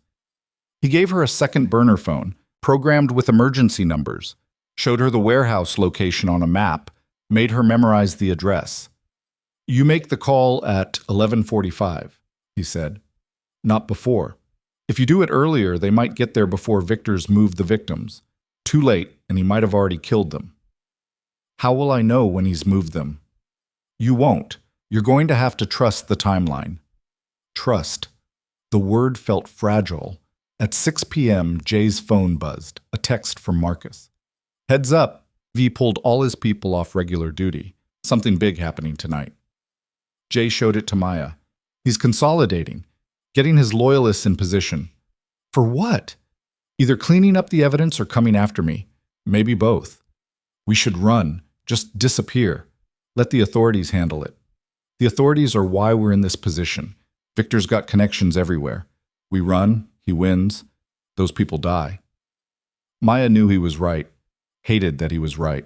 They left the safe house at 10 p.m., took separate routes, Jay heading to Pier 19 in a taxi, Maya on foot toward the industrial district, keeping to shadows, her phone clutched in one hand and Jay's backup gun in the other. The warehouse Victor owned sat at the end of a dead-end street. Abandoned factories on both sides. No lights except for a single fixture over the entrance. Maya found a spot behind a dumpster 50 yards away with a clear view of the door. And she waited. 11 o'clock came and went. No movement. Maya's legs cramped. Her breath formed clouds in the cold air. She checked her phone. No messages. At 11:17, headlights appeared. A black van pulled up to the warehouse. 2 men got out. One unlocked the door while the other scanned the street. Then the van backed up to the entrance and they started unloading. Gurneys, medical equipment, IV bags, and people, unconscious, strapped down, being wheeled into the warehouse like cargo. Maya counted 12, 15, 20. They kept coming. Her phone buzzed, text from Jay. At the pier. No sign of V yet. She typed back. They're moving them now. Warehouse confirmed. How many? At least 20 so far. Wait for my signal. Maya wanted to ask what signal, but the van was pulling away and a second vehicle was arriving. A sedan this time. Victor stepped out, perfectly composed in his expensive suit, like he was attending a business meeting instead of orchestrating mass murder. He walked into the warehouse without looking back. Maya's finger hovered over the phone. She could call now. Get the authorities here before Victor had time to execute whatever plan he had. But Jay said, wait, said the timing mattered. She waited. At Pier 19, Jay stood at the end of the dock watching the water. The pier was abandoned this time of night. Just rotting wood and the smell of dead fish. Perfect place for what Victor had planned. Footsteps behind him, multiple sets. He turned slowly. Victor approached with 4 men. Professional, armed. The kind of muscle you hired when you needed something done quietly and permanently. You came alone, Victor said. I'm impressed. You said no tricks. I lied. Victor stopped 20 feet away. But you knew that. So why did you really come? To look you in the eye when I tell you it's over. Is it? Because from where I stand, I'm about to eliminate my last problem and walk away clean. The victims are being transferred as we speak. By tomorrow morning, they'll be gone. Incinerated, dumped, erased. The ship will be scrubbed. The warehouse will burn, and you'll be at the bottom of this harbor with enough drugs in your system to make it look like an overdose. Poetic. Practical. Victor pulled out a gun. You could have been great, Jay. Your father saw it. I saw it. But you were too soft. Too concerned with doing things the right way. This business doesn't reward softness. My father would have killed you for this. Your father was weak too. Why do you think I helped him into that heart attack? The words landed like a punch. Jay felt something crack open in his chest. What? You thought it was natural? Please. He was 58 and healthy, but he was getting difficult, asking questions about money I'd borrowed. So I slipped a little something into his coffee before a board meeting. Triggered the attack. Clean. Untraceable. I've been waiting 10 years to tell you that. Jay's hand moved toward his waistband. Don't, miss, Victor said. You're not fast enough. He was right. The four men had their weapons up. Jay would be dead before he cleared leather. Go ahead, Victor continued. Ask why I'm telling you this. Why I'm giving you the villain speech instead of just shooting you. Why? Because I want you to know. Want you to understand that everything you built, everything you thought you knew, was built on a lie. Your father didn't trust you with the empire. He trusted me. And when he was gone, I let you play at being in charge while I positioned myself to take it all back. You were never really the boss, Jay. You were a placeholder. Maya checked her phone. 11:42, 3 minutes until she was supposed to make the call. But something was wrong. More vehicles had arrived at the warehouse. Not authorities. Black SUVs, men in tactical gear. They were setting up a perimeter. She texted Jay. Something's happening. Armed men outside the warehouse. No response. She texted again. Jay? Nothing. Her hand started shaking. The plan was falling apart. She could feel it. At the pier, one of Victor's men had taken Jay's phone, crushed it under his boot. No more interruptions, Victor said. Chen, get the weights ready. I want him in the water in 5 minutes. Chen stepped forward. The same Chen Jay had shot at the Meridian Tower, arm in a sling now, murder in his eyes. This one's personal, Chen said. Jay looked at Victor, at the men surrounding him, at the harbor beyond where the water was black and deep. You made a mistake, he said. Did I? You told me everything, every detail of your plan, the victims being moved, the warehouse burning, all of it. And what good does that do you? You're about to be dead. But she's not. Victor's expression shifted. The waitress? Her name is Maya, and while you were explaining how clever you are, she's been documenting every move you make. Photos, recordings, evidence. And in about 2 minutes, she's going to send it all to every authority that matters. It was a bluff. Mostly. Maya had the photos from the ship, but nothing new. But Victor didn't know that. Kill him, Victor snapped. Chen raised his gun. The explosion lit up the night. Not at the pier, at the warehouse. Everyone turned. A fireball rose into the sky, orange and roiling. The sound hit them seconds later, a deep boom that rattled windows blocks away. What the hell? Victor pulled out his phone, started making calls. In the chaos, Jay moved. Grabbed Chen's injured arm, yanked. Chen screamed, the gun went off wild. Jay twisted, drove his elbow into Chen's face, heard bone crack. The other men were turning back, raising weapons. Jay ran. Bullets sparked off metal, punched through wood. He vaulted over a railing, hit the water hard. The cold was instant and shocking, driving the air from his lungs. He went under, kicked deeper, let the current pull him away from the pier. Above, he could hear shouting. More gunfire. But the darkness and the water swallowed it all. At the warehouse, Maya stumbled back from the blast. She'd been behind the dumpster when it happened. Something inside had detonated, gas leak maybe. Or Victor had rigged it to burn after all. The building was engulfed. Flames reached 40 feet high. And inside, screaming. People were still in there. Maya ran toward the entrance. The heat hit her like a wall. Smoke poured out the door. She pulled her shirt over her mouth, pushed inside. The interior was hell, fire everywhere. Smoke so thick she couldn't see 3 feet. The screaming was louder now, desperate. She followed the sound, found a gurney near the back, a woman strapped to it, conscious now, eyes wide with terror. Maya yanked at the restraints, got one free, then another. The woman rolled off, tried to stand, collapsed. "I've got you," Maya said, dragging her toward the door. They made it outside just as part of the roof collapsed. Maya laid the woman on the ground, coughing, gasping. "How many?" she managed. "How many were inside?" The woman just shook her head, couldn't speak. Maya looked back at the inferno. Even if she wanted to go back in, she couldn't. The entrance had collapsed. Sirens in the distance, getting closer. She grabbed the woman. "Come on, we need to move before they get here." "Why?" "Because Victor's men are still out there." She pulled the woman into the shadows between buildings just as the fire trucks arrived. Then the police. Then unmarked sedans that had to be federal.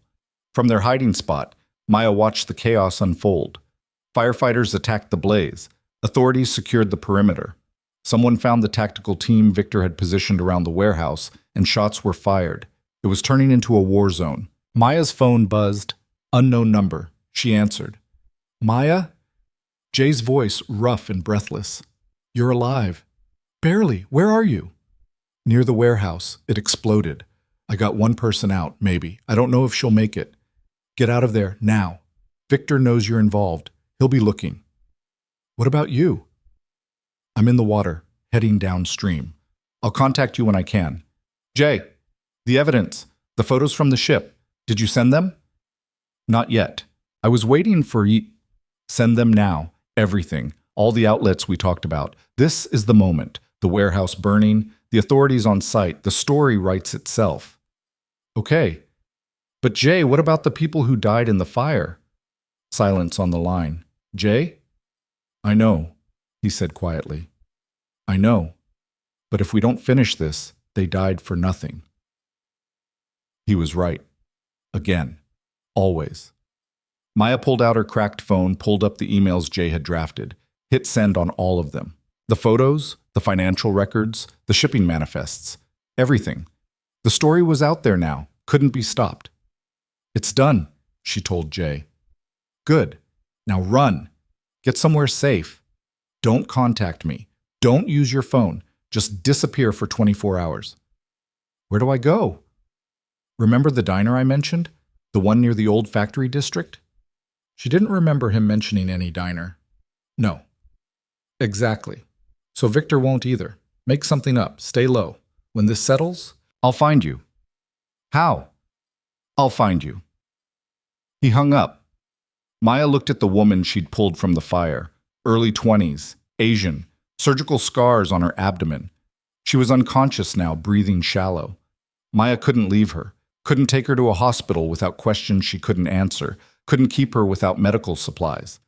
She made a decision that was probably stupid. She flagged down a firefighter.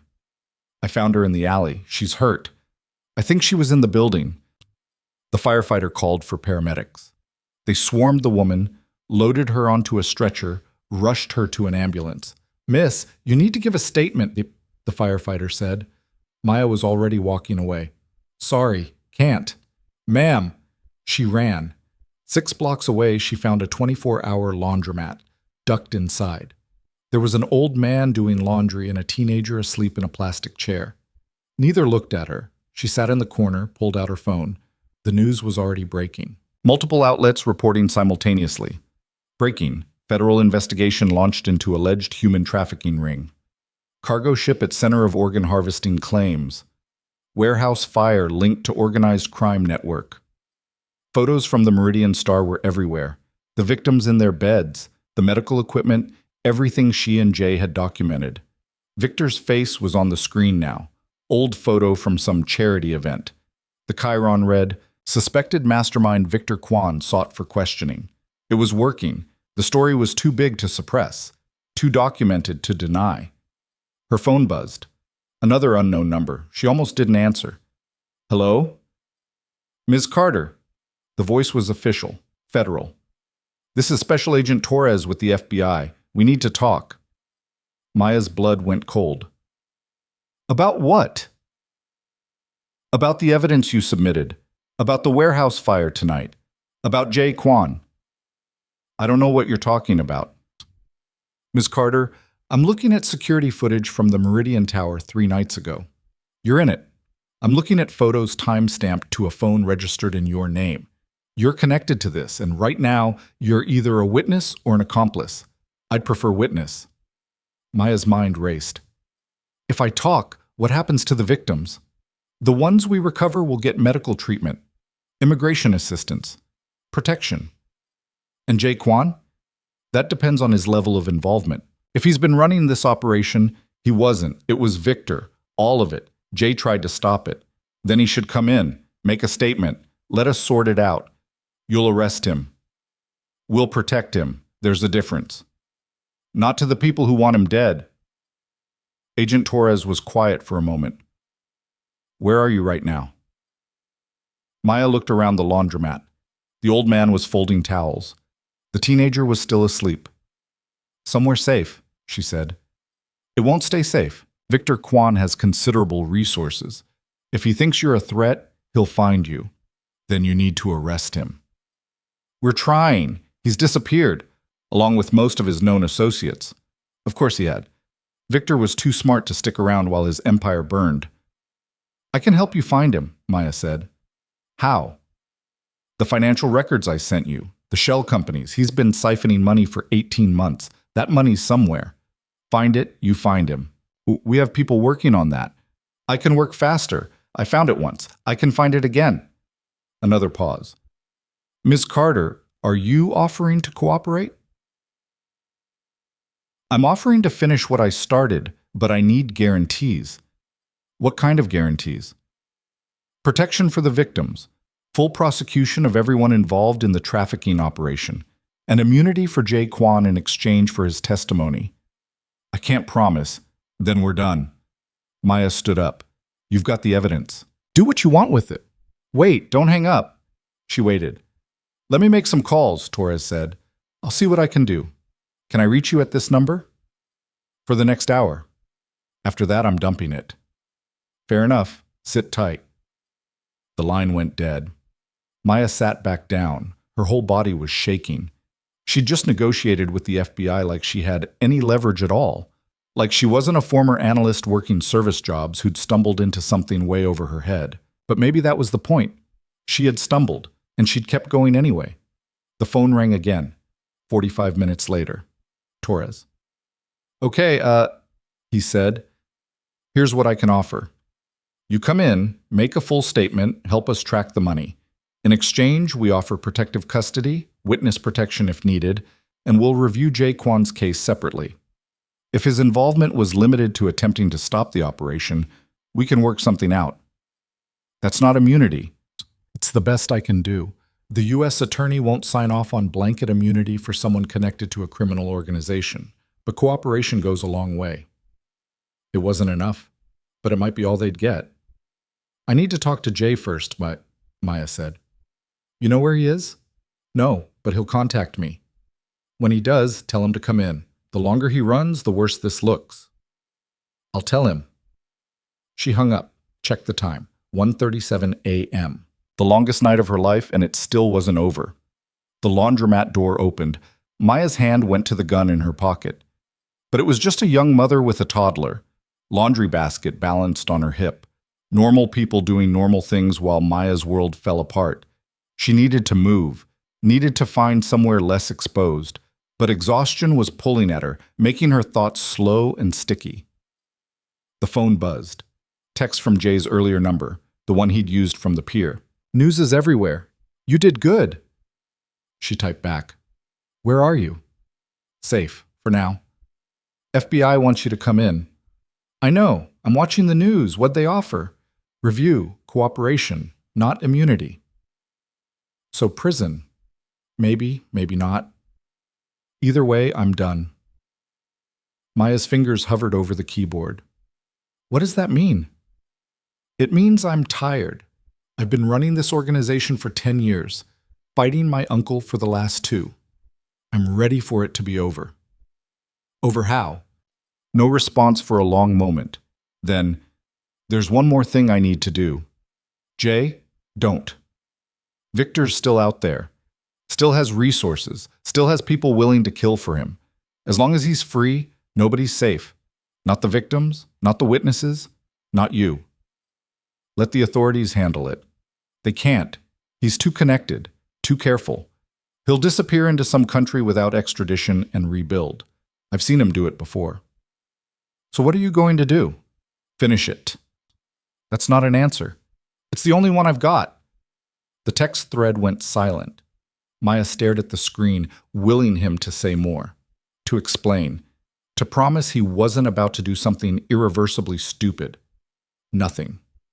She called the number, went straight to voicemail. Jay, listen to me. Whatever you're planning, don't. Please. We've come this far. We can finish this the right way. She hung up knowing he wouldn't listen, because she wouldn't either if their positions were reversed. Maya found Jay 3 hours later, not because he'd told her where he was going, but because she knew how he thought now. Knew that a man planning to end things would go back to the beginning, the Meridian Tower, where it all started. She took a taxi to within 2 blocks, then walked the rest. The building was still standing, lights blazing in windows where people lived lives that had nothing to do with crime lords and human trafficking. Normal lives, the kind Maya used to have. The lobby security had been beefed up since their escape. 2 guards instead of 1, metal detectors, sign-in sheets. But there was a service entrance around back that Maya remembered from her waitressing days. Employee access. She still had the uniform in her bag, torn and filthy, but recognizable enough. She changed in an alley, walked up to the door like she belonged there. The guard barely looked up. "Late shift?" he asked. "Forgot something upstairs." He waved her through.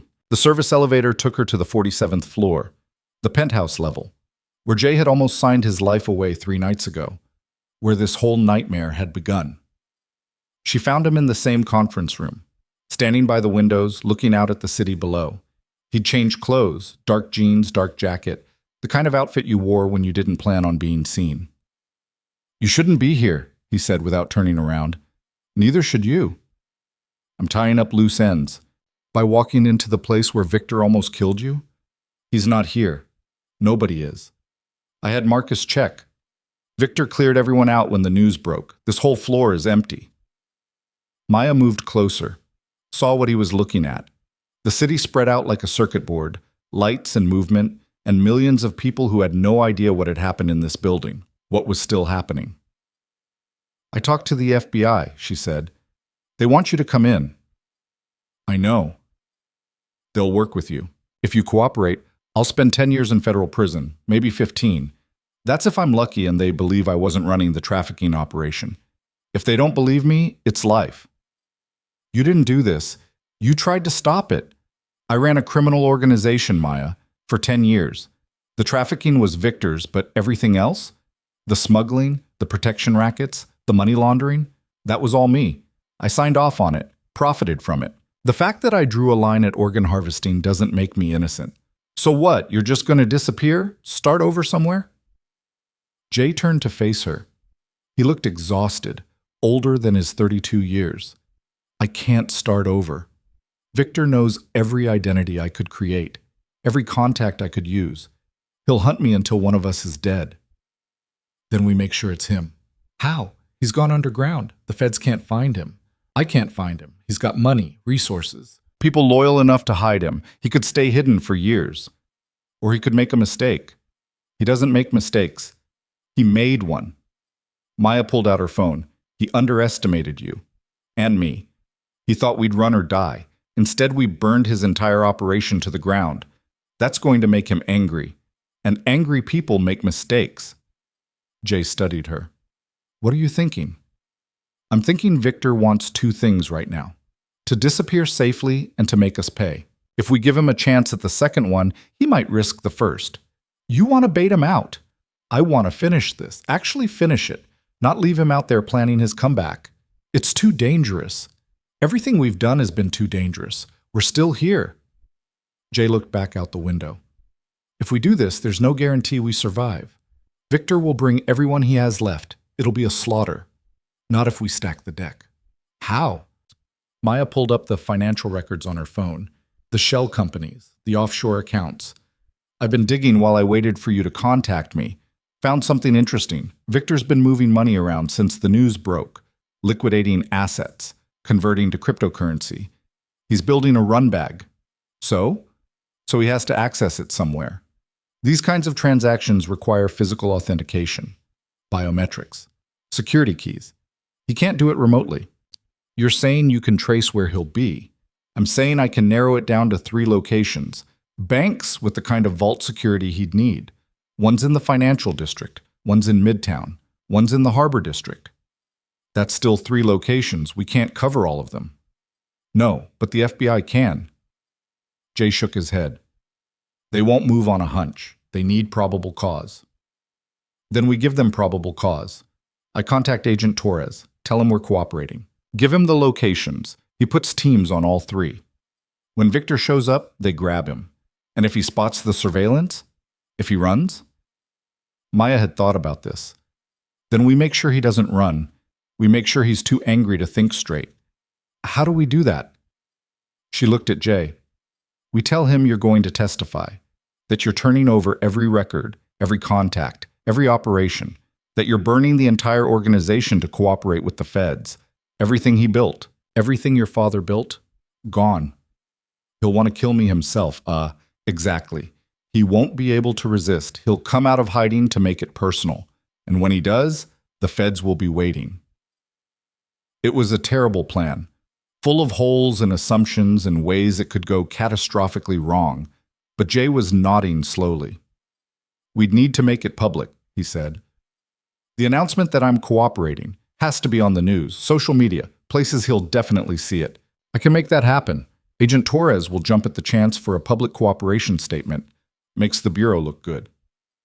And puts a target on my back. Bigger than the one that's already there? Jay almost smiled. Fair point. Maya made the call. Agent Torres picked up on the second ring. Miss Carter, tell me you're somewhere safe. Safe enough. Listen, I can deliver Jay Kwan. Full cooperation. Statement, testimony, everything.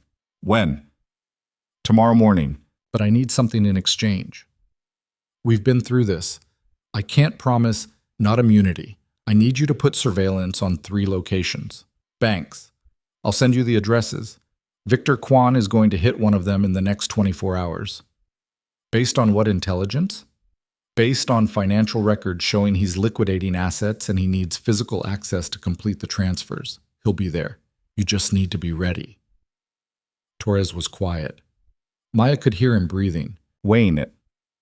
If you're wrong, then you've wasted some manpower. If I'm right, you get the mastermind behind the biggest trafficking case in a decade. Seems like a good trade. Send me the locations. And Miss Carter, if this is some kind of setup, it's not. I want him caught as much as you do, maybe more. She hung up, sent the addresses, looked at Jay. Now we wait, she said. No. Now I go on camera and paint a target on myself. They drafted a statement in that empty conference room, kept it simple. Jay Kwan, former head of the Kwan crime family, was cooperating fully with federal authorities.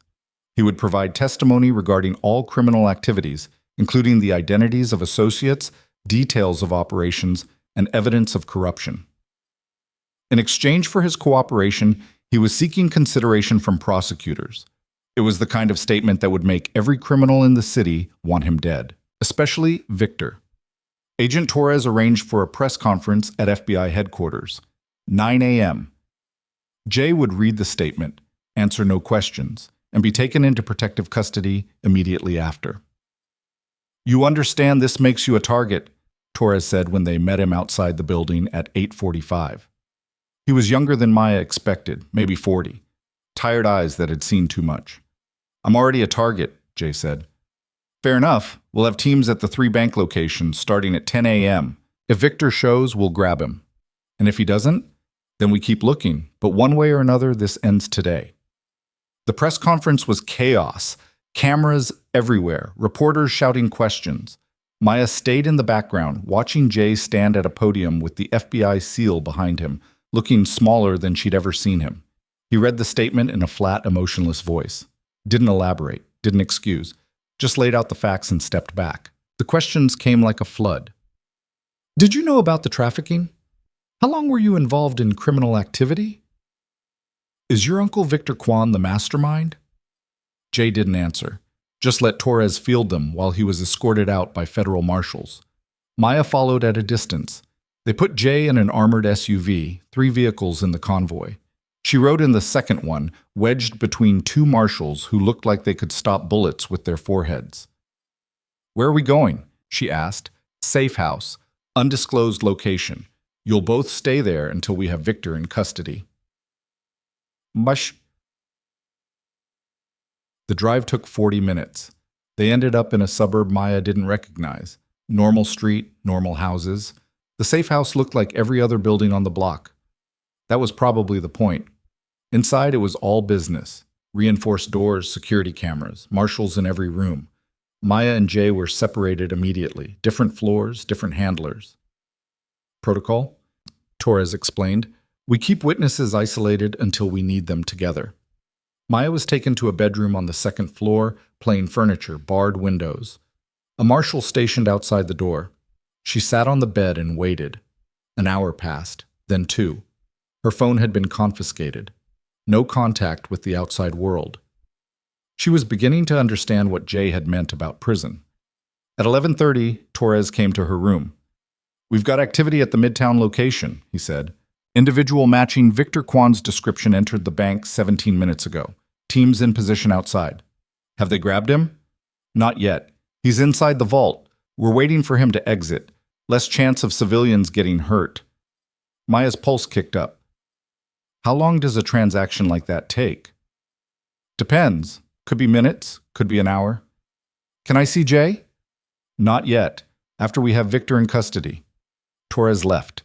Maya paced the small room, counting seconds. Somewhere across the city, Victor was accessing his stolen millions, getting ready to disappear forever. And federal agents were waiting to make sure he never got the chance. Her door opened again. The marshal from the hallway stepped in, and his expression made her stomach drop. Problem? She asked. Come with me. Now. He didn't explain, just grabbed her arm and pulled her into the hallway. Other marshals were moving fast, weapons drawn. Something had gone wrong. They took her downstairs. Jay was already there, flanked by 2 agents. His face was tight. What happened? Maya asked. Torres appeared, phone pressed to his ear, expression murderous. It wasn't him. What? The man at the bank looked like Victor, same build, same age. But when our team moved in, it was a double. Professional work, prosthetics, everything. A diversion, Jay said quietly. Yeah. And while we were focused on the Midtown location, the Harbor District Bank got hit. Vault accessed using Victor's biometric credentials. By the time our backup team got there, he was gone. Maya felt sick. How much did he get? We're still calculating, but it looks like he emptied multiple accounts, 30 million, maybe more. 30 million. Enough to disappear forever. Enough to rebuild somewhere beyond extradition. Enough to win. He played us, Maya said. He played all of us. Torres was looking at Jay now. Your cooperation bought us nothing. He's in the wind with enough money to never surface again. So that's it? Maya couldn't keep the anger out of her voice. He just wins? We'll keep looking, put out international alerts, but yeah, odds are he's gone. Jay stood up. No, he's not. Everyone looked at him. He's still in the city, Jay continued. He won't run until he knows I'm dead. That's speculation, Torres said. That's Victor. I know how he thinks. The money's just logistics. What matters to him is legacy. As long as I'm alive to testify, to tear down everything my father built, he can't rest. He'll stay. He'll wait for an opportunity. And when he sees one, he'll take it. So what are you suggesting? Give him an opportunity. Torres shook his head. Absolutely not. You're in federal custody. We're not using you as bait. You don't have a choice. He outmaneuvered you at the bank. He'll keep doing it. The only advantage you have is me. Use it. It's too risky. Oh, everything about this is risky. At least this way we control the variables. Maya watched Torres struggle with it. He was a by-the-book agent. This was not by any book. But Jay was right. Victor had beaten them once. He'd do it again unless they changed the game. What did you have in mind? Torres asked finally. Transfer, announced publicly. Moving me from this safe house to FBI headquarters for formal debriefing. Route and time posted to the media. Make it look like standard protocol. But really, it's a convoy designed to draw him out. You're talking about a mobile ambush. I'm talking about finishing this. And if it goes wrong? If he brings enough firepower to actually get through? Jay looked at Maya. Something passed between them. An understanding that they'd crossed too many lines to turn back now. Then you make sure he doesn't leave alive, Jay said. They set it up for 6 p.m., gave the press 4 hours to spread the word about the transfer. Enough time for Victor to hear about it and plan. Not enough time for him to plan well. The convoy was 3 vehicles again. Armored SUVs. But this time they had counter-surveillance units trailing. Snipers in buildings along the route. SWAT teams staged at key intersections. It was a trap disguised as a transfer. Maya insisted on being in the convoy. Torres fought her on it, but she wouldn't budge. I started this, she said. I'm seeing it through. So they put her in the lead vehicle with Jay, 4 marshals between them and the outside world. Bulletproof glass. Run flat tires. Every precaution. They pulled out of the safe house at exactly 6 p.m. The route took them through downtown, where traffic was thick and buildings loomed on both sides. Perfect ambush territory. For the first 10 minutes, nothing happened. Just normal traffic, normal city sounds. Maya felt her nerves stretch tighter with every block. Then the radio crackled. Contact. Black van, 2 vehicles back. No plates. Confirmed, another voice. Second vehicle, white sedan, passenger side. They're boxing us in, the driver said. Torres's voice came through. All units, weapons free if they make a move. Protect the primary vehicles. Maya looked at Jay. His face was calm, too calm, like he'd accepted what was coming. The black van accelerated, pulled alongside the middle SUV. Its side door rolled open. Gun! Someone shouted. The RPG round hit the middle vehicle's front end, the explosion massive and deafening. The SUV swerved, clipped a parked car, rolled. Metal screamed, glass shattered. Their driver slammed the accelerator. The SUV leaped forward, weaving through traffic. Behind them, gunfire erupted. The white sedan was shooting, taking out the rear vehicle's tires. We're compromised, the driver said. Can't make it to headquarters. Alternate route, Torres ordered over the radio. Get them to the... Static. The radio died. Jammer, one of the marshals said. They're blocking communications. Maya grabbed Jay's arm. This was the plan. Draw him out. Yeah, seems to be working. The driver took a hard left, tires screaming. They were in a warehouse district now. Fewer cars, more space for the chase vehicles to maneuver. The black van was still behind them, joined now by 2 motorcycles, riders with automatic weapons. Bullets punched through the rear window. The glass held but spiderwebbed. A marshal returned fire through a gun port. How far to back up, boss? Another marshal shouted. 2 minutes. Maybe less. They didn't have 2 minutes. The driver took them into a parking structure, spiraling up the ramps, tires shrieking. The chase vehicles followed. On the 3rd level, the driver spun them around, facing back the way they'd come. What are you doing? Maya asked. Giving them what they want. The black van appeared at the top of the ramp, stopped 50 feet away. Doors opened. 6 men got out. Professional. Armed. One of them was Chen, arm still in a sling, face twisted with hate, and behind them, stepping out last, was Victor. He looked tired. His suit was rumpled, his silver hair needed trimming, but his eyes were the same, cold and calculating. Jay, he called out, let's talk. One of the marshals raised his weapon. Stay in the vehicle, we've got this. But Jay was already opening the door. Don't! Maya grabbed him. This ends here, one way or another. He stepped out, hands raised, unarmed. The marshal scrambled out after him, weapons trained on Victor's group. A standoff in a parking garage, absurd and lethal. You made a mistake, Victor said. Coming after my money. Your money? Jay's voice echoed in the concrete space. You stole it. From the organization. From the men who trusted you. I earned it. 30 years of building something real. Your father would have given it to me if he'd lived. You killed him. I liberated him. From his weakness. Same thing I'm doing for you now. Victor nodded to Chen. The man raised his weapon. The shot came from above. A sniper round caught Chen in the chest, dropped him instantly. Federal backup, staged on the levels above. Chaos erupted. Victor's men opened fire. The marshals returned it. The parking structure became a war zone of muzzle flashes and ricochets. Maya saw Jay dive behind the SUV, saw one of the marshals go down, saw Victor running, heading for the stairwell exit. She grabbed the fallen marshal's gun. Didn't think, just ran. After Victor. She caught him at the stairwell. He spun, surprised to see her. "The waitress," he said. "I really should have killed you when I had the chance."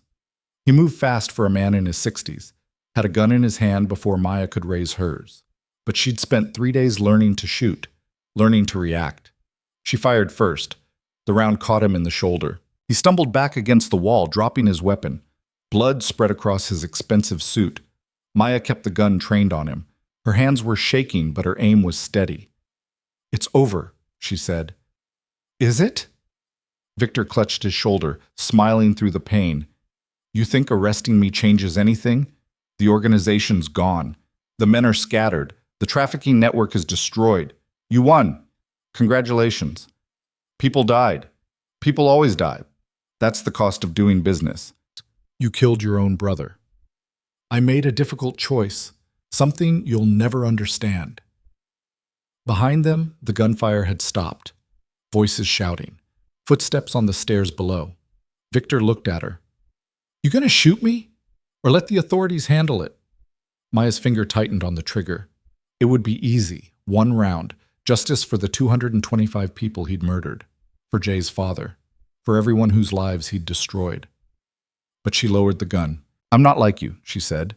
Federal agents poured into the stairwell, grabbed Victor, cuffed him, read him his rights while he bled onto the concrete. Torres appeared, taking the gun from Maya's hands. "You okay?" She wasn't sure. "Is Jay alive? Little banged up. You both are." They took Victor away. Maya watched him go, limping between two agents, his empire reduced to rubble. He didn't look back. She found Jay in the parking structure. He was sitting on the ground, back against the SUV, blood on his face from a cut above his eye.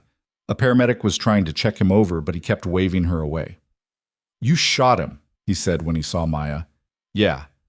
"Nice shot." "I was aiming for his chest." Jay laughed. Actually laughed. "Still counts." Maya sat down next to him. They stayed there while the authorities processed the scene, while ambulances came and went, while the sun set and the city lights came on below. "What happens now?" Maya asked. "Now I go to prison, probably for a long time." "Torres said they'd work with you, reduce the sentence." "Maybe, we'll see." "And Victor?" "Life, multiple life sentences if there's any justice." Jay looked at her. "What about you?" "I don't know. Agent Torres mentioned witness protection, new identity, fresh start somewhere else." "You should take it." "I'm thinking about it." They sat in silence. Two people who'd started as strangers, who'd survived things they shouldn't have, who'd torn down an empire because it was the right thing to do, even when it wasn't the smart thing. "Thank you," Jay said finally. "For what?" "For not walking away, in that conference room. You could have just kept quiet and none of this would have happened to you." "Yeah, well, I'm not great at keeping quiet. Lucky for me." The paramedic came back, more insistent this time.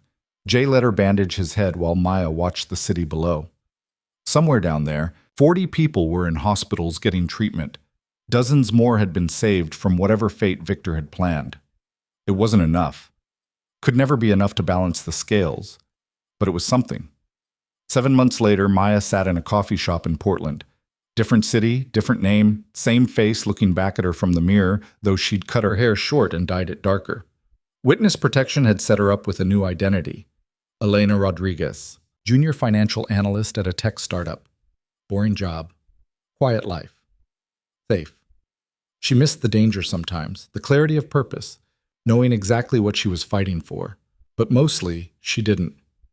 Her phone buzzed. Text from an unknown number. "Heard you're doing well. Glad." No signature. Didn't need one. She'd recognized Jay's pattern of speech anywhere. He'd gotten 18 months in minimum security. Cooperation had worked in his favor. The testimony he'd provided had helped dismantle what was left of the organization. Victor was in ADX Florence Supermax, no possibility of parole. Chen and the others were scattered through the federal system. The victims had been harder to track. Some had recovered, some hadn't. A few had gone home to their families. Many had no families left to go home to. Maya tried not to think about them too much. Tried not to calculate the cost in lives against the lives saved. She typed back, "You out early? Good behavior. Where are you? Figuring that out. You? West Coast, that's all you get. Fair enough. Take care of yourself. You too." The conversation ended there. No promises to meet up, no declarations. Just two people who'd survived something together, acknowledging they were both still breathing. Maya finished her coffee, went back to her apartment. Small place. One bedroom. Plants in the window that she kept forgetting to water. Normal life things. That night she dreamed about the parking structure. About the moment she'd had Victor in her sights and chosen not to pull the trigger. In the dream, she made the other choice. Watched him fall. Felt nothing. She woke up gasping. The truth was messier than any dream. She'd wanted to kill him. Part of her still did. But she'd chosen to be the person who didn't, who let the system handle it, flawed as it was.